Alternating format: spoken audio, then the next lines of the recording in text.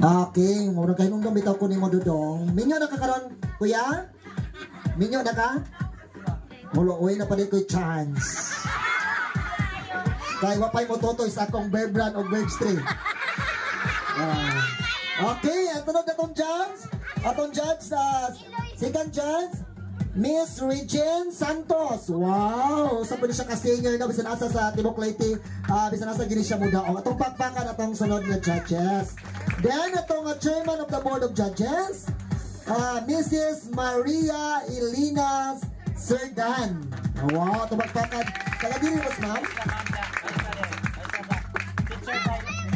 Wow, teacher sa barangay Himuaw. Taga-asa mas ma'am di ay.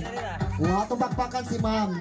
Okay, itong sugat os magpagpak si ma'am Maria Elena Serdan sa pagbasa sa criteria board judging. Okay, pagpak mga iksunan.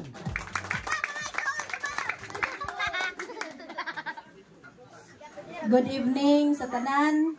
Mao ni ang atong criteria for the singing competition.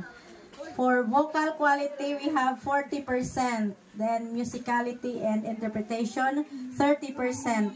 Timing, 20%. And audience impact, 10%. Total of 100%. Thank you.